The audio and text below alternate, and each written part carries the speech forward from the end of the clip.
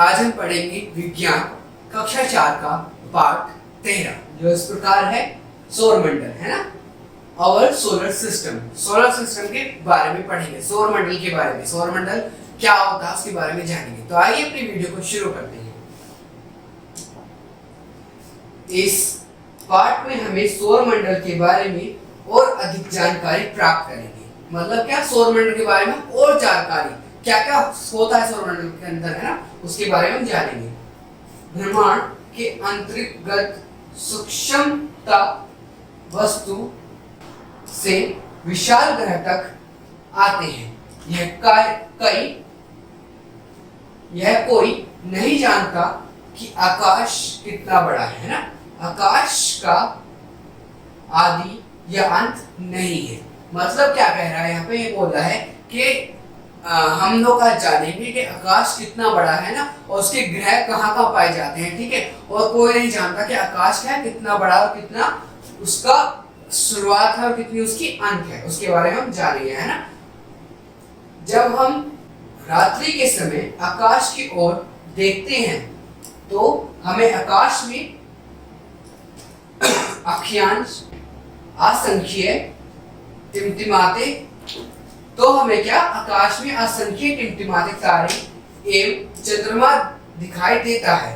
लेकिन आकाश में अनेक अन्य वस्तु भी होती हैं जिसे हम देख नहीं पाते।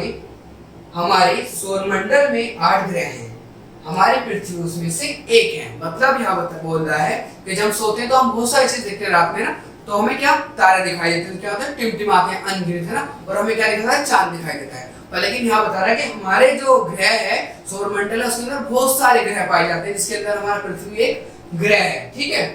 अब ग्रहों का अपना प्रकाश एवं ताप नहीं होता, वे सूर्य के प्रकाश को परिवर्तित करते हैं। ग्रहों के चक्कर लगाने वाले मार्ग कक्ष कहलाते हैं। इस प्रकार ग्रहों की 2 गतियां होती हैं। ग्रहों का अर्थ होता है भटकने वाला। मतलब यह बता रहा है कि क्या ग्रहों का अपना प्रकाश नहीं होता। जिस तरह में हमारे सौरमंडल में ग्रह पाए जाते हैं, उनका क्या अपना प्रकाश नहीं होता। वो किससे प्रकाश पाते हैं, वो सूरज से, सन से प्रकाश पाते हैं। और क्या कह रहा है, वो क्या चक्कर लगाते रहते हैं ना, किसका, सूरज का, ठीक है। देखेंगे आगे, ठीक है। तारे वास्तव में गर्म गैस का गोला है जो अत्यधिक प्रकाश और ताप निकालते रहते हैं। मतलब क्या होता है, जो तारे हैं, क्या गैस का गोला है, इसके अंदर क्या अधिक ज्यादा क्या होते हैं, प्रकाश होता है ना, और क्या ताप होता है, मतलब क्या ऊर्जा होती है, फिर गर्मी होती है, मतलब ताप होता है, टेम्परेचर उसका बहुत ज्यादा होता है ना। हम इसका ताप महसूस नहीं कर सकते क्योंकि वे पृथ्वी से बहुत दूर हैं, है ना। आकाश में अनगिनत तारे हैं, सूर्य भी एक तारा है जो पृथ्वी के पास है। मतलब क्या कह रहा है यहाँ पे, बहुत सारे तारे होते हैं, उनमें ताप होता है, गर्मी होती है, पर लेकिन हम उस टेम्परेचर को नहीं महसूस कर सकते क्योंकि तारे हमसे बहुत ज्यादा दूर है। पर लेकिन क्या है, सूर्य भी क्या एक बड़ा तारा है जो हमारे पृथ्वी के पास है, जिससे हमें ऊर्जा मिलती है ना। अब देखिए उपग्रह क्या है। उपग्रह वे आकाशीय पिंड है जो ग्रहों के चारों ओर चक्कर लगाते हैं। इसके पास अपना प्रकाश नहीं होता। इस पर पड़ने वाले सूर्य के प्रकाश को परिवर्तित कर ये चमकते हैं। मतलब क्या बोल रहा है कि उपग्रह जो होता है वो क्या होता है, उपग्रह उसको बोलते हैं, इसके पास अपना प्रकाश नहीं होता, उसके पास क्या सूर्य का प्रकाश पड़ता है तो वो क्या चमकता है, वो किसी ग्रह के चक्कर लगाते हैं। जैसे क्या हमारा क्या सूरज, वो चांद, है ना, मून, जैसे हमारा मून, तो ये क्या करता है, इसके ऊपर अपना प्रकाश होता है, तो क्या करता है, ये सूर्य से प्रकाश लेकर हमारे पृथ्वी के चारों ओर चक्कर लगाता है, ठीक है। अब सौरमंडल के बारे में जानेंगे। सौरमंडल क्या है। सभी 8 ग्रह और सूर्य मिलकर सौरमंडल बनाते हैं। मतलब 8 ग्रह और सूर्य मिलकर क्या होते हैं, सौरमंडल बनाते हैं, ठीक है। सौरमंडल की ऊर्जा का मुख्य स्रोत है। जो हमारा सूरज है वो क्या एक मुख्य स्रोत है किसका, सौरमंडल का। सौरमंडल में कौन कौन जाता है, बुध, शुक्र, है ना, पृथ्वी, मंगल, बृहस्पति, शनि, नेपच्यून और यूरेनस। सौरमंडल के 8 ग्रह हैं। बुध सूर्य के सबसे निकट है, यहाँ पर क्या बता रहा है, 8 ग्रह के नाम बता रहा है। और क्या कह रहा है, बुध क्या है, जो बुध ग्रह है वो क्या सूर्य के सबसे ज्यादा क्या निकट है।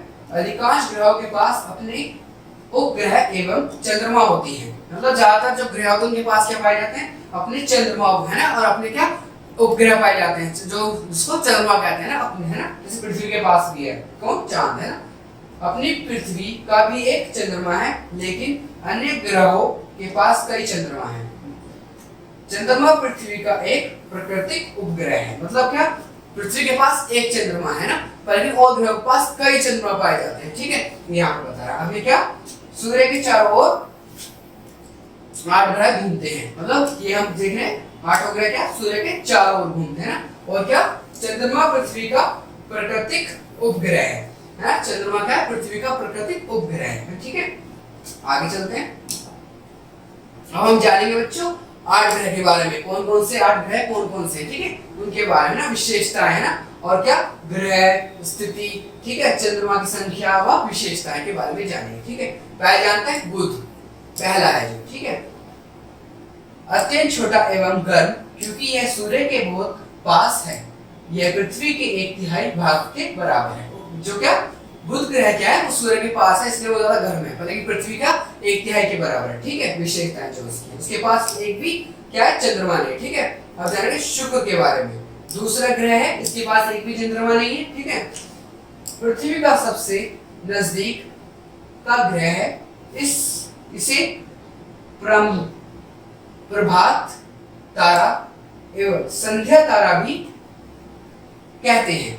यह अत्यंत गर्म एवं चमकीला है, चमकीला ग्रह है। मतलब इसको क्या, प्रभात और संध्या तारा भी कहते हैं। ठीक है, ये पृथ्वी के क्या है, करीब है। ठीक है, और क्या, ये भी क्या गर्म है ना, चमकीला है ये भी। ठीक है, अब आगे देखते हैं पृथ्वी। ठीक है, तीसरा ग्रह जो है, ठीक है, तीसरा ग्रह है। ठीक है, इसके पास एक चंद्रमा है। ठीक है, अब इसके बारे में जानते हैं। ऐसा एकमात्र ग्रह जिस पर जीवन है। सूर्य से यह एक नियमित दूरी पर स्थिर है। यह ना तो अधिक गर्म है और ना अधिक ठंडा है। इस पर जीवन संभव है। पृथ्वी पर क्या है, सूर्य के अधिक है, मतलब पास है, ज्यादा ना अधिक है ना दूर है, पर सूर्य की रोशनी इस पे आती है, ना तो ये गर्म है ना ही क्या ठंडा है, पर इस पे क्या जीवन है इसके पास। ठीक है, जिसमें हम जीवन संभव हो सकता है। ठीक है, इसके पास क्या है, चांद है। अब दूसरा मंगल, चौथा क्या है बच्चों, मंगल है। ठीक है, चौथा ग्रह जो है, इसके पास 2 चांद है। मंगल के पास क्या पाए जाते हैं, 2 चांद पाए जाते हैं। इसका आकार पृथ्वी से आधा है। यह मुख्य रूप से चट्टान एवं धूल कणों से ढका हुआ है। इसे लाल ग्रह भी कहा जाता है। इसके पास 2 चांद है, ये पृथ्वी से आधा है, और उसके पास क्या, ये किससे बना है, लाल चट्टान से और धूल के कणों से। इसके पास धूल और कणे हैं। ठीक है, इसके पास, इसके ऊपर भी जीवन नहीं है। अब बृहस्पति, ठीक है, इसके बारे में जानते हैं। 5वां ग्रह, इसके पास कितने चांद है, 28 चांद, 28 चांद है ना। यह सौरमंडल का सबसे बड़ा ग्रह है। यह मुख्य रूप से गैस से निर्मित यह मुख्य रूप से गैस से निर्मित बृहस्पति पर तेज हवा बहती है ना। इसके ऊपर क्या है बच्चों, ये क्या है, गैस है। ठीक है, गैस का गोला है इसके ऊपर, है ना, और क्या रूप से गैस पाई जाती है। ठीक है, सौरमंडल का सबसे बड़ा है ये, है ना, इसके ऊपर क्या गैस पाई जाती है, और क्या है, इसके पास तेज हवाएं चलती है इसके पास। ठीक है, शनि, अब हम जानेंगे शनि के बारे में, जो छठा क्या है, सौरमंडल का ग्रह है, और इसके पास 24 चांद है इसके पास। यह सौरमंडल का दूसरा सबसे बड़ा ग्रह है। इसके चारों ओर कई चट्टान एवं बर्फ के घेरे हैं। जैसे हम यहाँ पर देख सकते हैं, क्या बर्फ के घेरे हैं इसके पास, शनि के पास। ठीक है, ये क्या है, सौरमंडल का सबसे बड़ा ग्रह है। ठीक है, दूसरा जो है सबसे बड़ा, पहला क्या है, जो बृहस्पति है। ठीक है, और दूसरा जो है वो क्या है, शनि है, जो ग्रहों में दूसरे नंबर पर आता है। ठीक है, सबसे बड़ा जो है। ठीक है, ये क्या है, चट्टान एवं बर्फ का चारों ओर के ऊपर पाई जाती है, क्या चट्टानें पाई जाती है, घिरा हुआ है। अब आगे देखते हैं यूरेनस के बारे में जानते हैं। ठीक है, यूरेनस क्या है, ये 7वां ग्रह है। इसके पास 21 चांद हैं। यह एक विशाल ग्रह है। इसका एक चंद्रमा चौथी आरे पहली के समान दिखता है। ये क्या है बच्चों, ये विशाल ग्रह है ना, इसका एक चंद्रमा का इसके ऊपर एक चौथी ग्रह के समान दिखता है। आगे नेपच्यून के बारे में जानेंगे ना।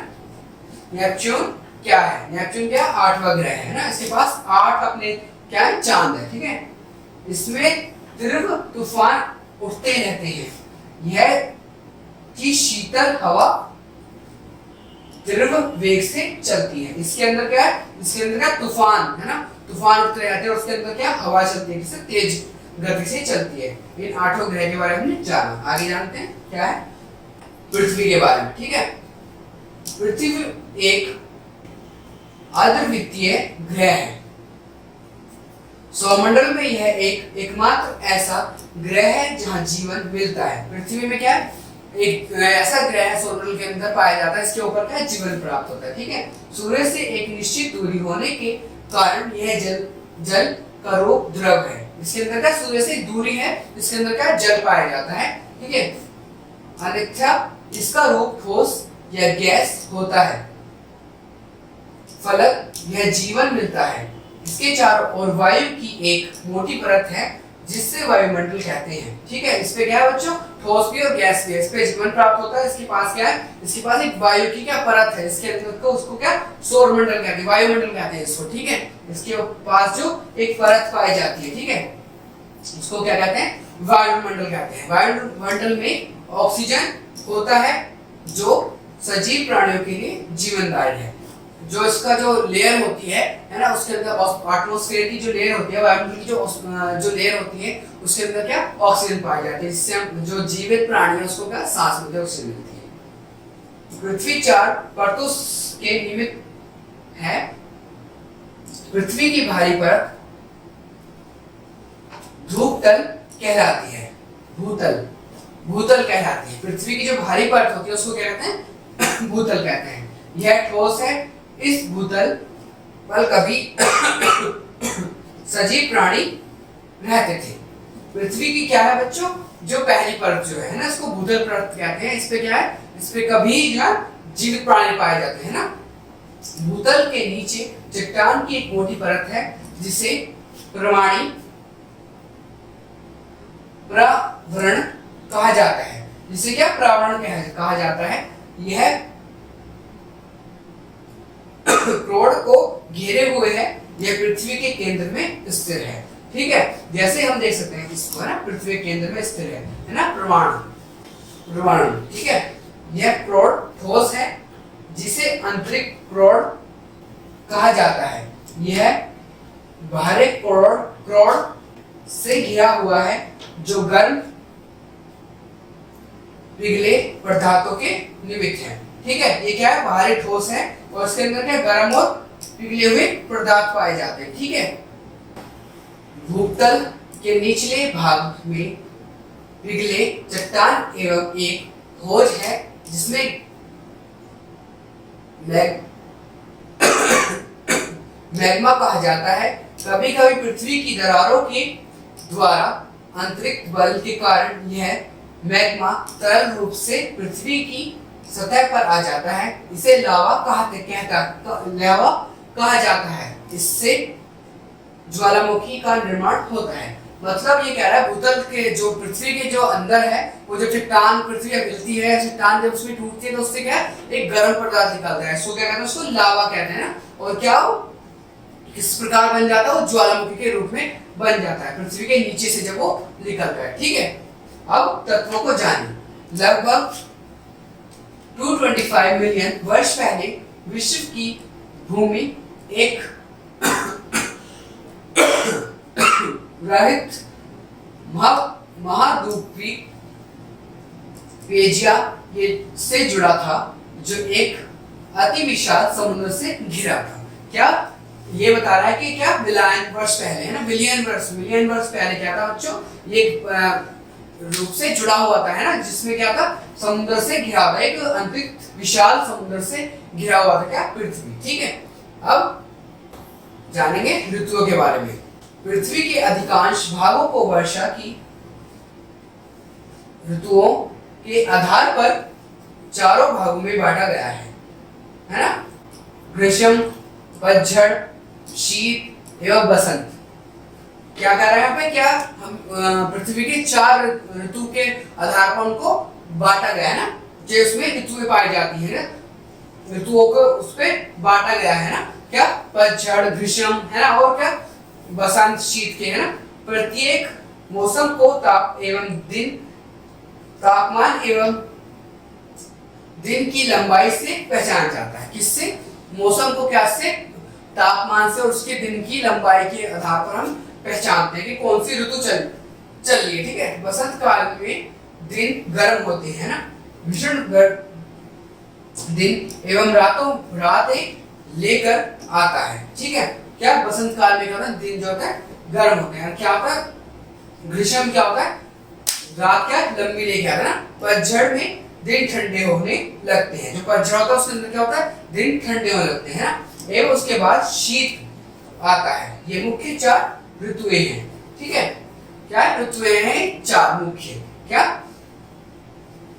ग्रीष्म है ना, और क्या? शीत, बसंत, ठीक है, और पतझड़।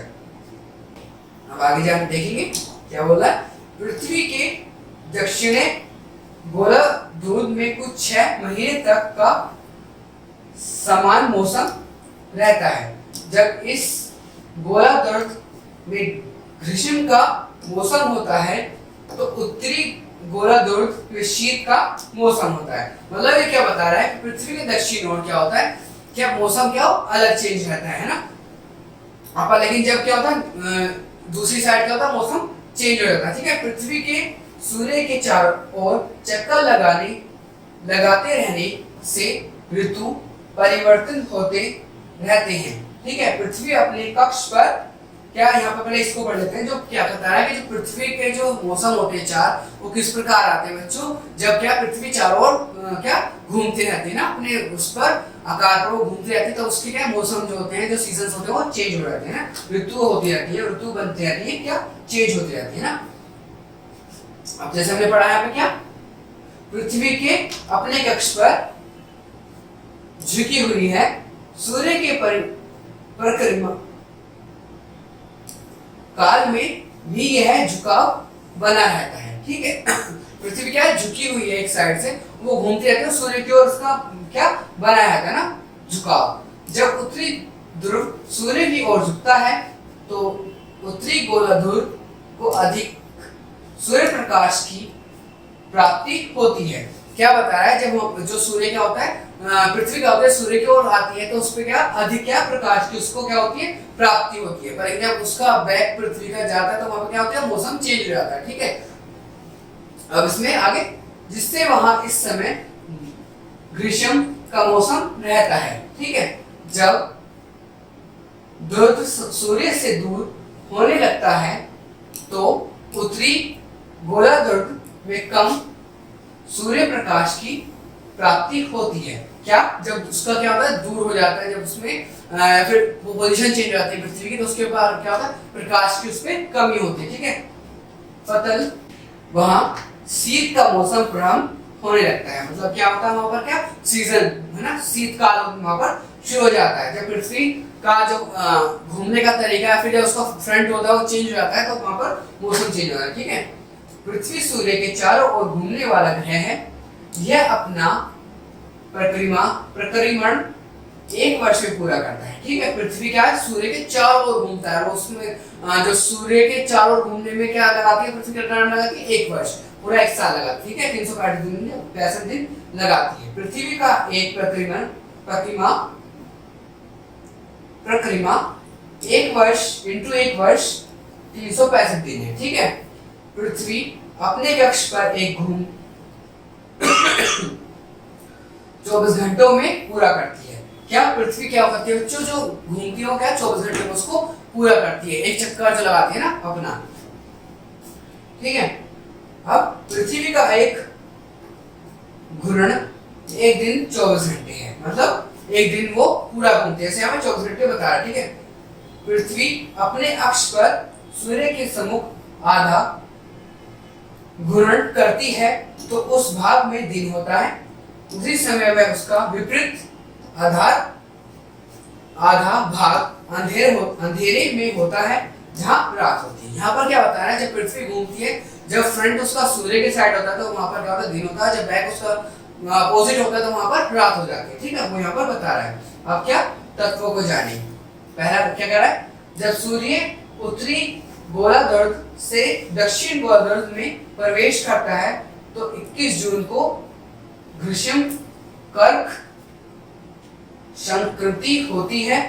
जब सूर्य दक्षिण गोलार्ध को छोड़कर अपनी गोलार्ध में प्रवेश करता है तो 22 सितंबर को शीत मकर संक्रांति होती है। क्या बता रहा है यहाँ पे कि जो सूर्य है वो क्या करता है, जब अपना कक्ष चेंज करता है ना, तो उसमें क्या 21 जून को ग्रीष्म होती है। ठीक है, और क्या जब अपना प्रवेश करता है तो क्या होता है, 22 सितंबर को क्या होता है, मकर संक्रांति होती है। ठीक है बच्चों, अब देखेंगे क्या बोला। अब हमारा चैप्टर जो बता रहा है सबसे इंपॉर्टेंट चीज क्या याद रखिए। ठीक है, पहला में क्या याद रखना, उपग्रह ग्रहों के चारों ओर चक्कर लगाने वाला आकाशीय पिंड है। मतलब क्या, उपग्रह क्या होता है, ग्रहों पे जिसके पास अपने अपने क्या जो ग्रह है उसके पास अपने उपग्रह होता है। उपग्रह क्या होता है, अपने चांद जैसे। ठीक है, ग्रहों का अर्थ होता है भटकने वाला। मतलब क्या है, सौरमंडल के अंदर क्या है, ग्रह भटक रहे हैं। ठीक है, सभी 8 ग्रह और सूर्य मिलकर सौरमंडल बनाते हैं। 8 ग्रह और सूर्य जो हमारा सूरज है क्या सौरमंडल बनाते हैं। अधिकांश ग्रहों के पास अपने चंद्रमा होते हैं। ज्यादातर के पास क्या होते हैं, 2 या 3 है जिसके पास नहीं होते, बल्कि सबके पास अपने चंद्रमा पाए जाते हैं ना। और चंद्रमा पृथ्वी का एक प्राकृतिक उपग्रह है। ठीक है, चंद्रमा क्या पृथ्वी का एक उपग्रह है। ठीक है, तो बच्चों आज की वीडियो में हमने क्या पढ़ा, सौरमंडल है ना। क्या हमने पढ़ा आज की वीडियो में, सौरमंडल सोलर सिस्टम के बारे में पढ़ा। उसके अंदर कौन कौन से सोलर सिस्टम में कौन कौन से हमारे जो होते हैं उपग्रह आते हैं। ठीक है, और कौन कौन से ग्रह आते हैं। ठीक है, और सूर्य मिलकर कितने हमारे पास क्या होते हैं, हमारे पास कितने ग्रह पाए जाते हैं। ठीक है, उनके बारे में हमने जाना। तो थैंक यू बच्चों आज की वीडियो को देखने के लिए।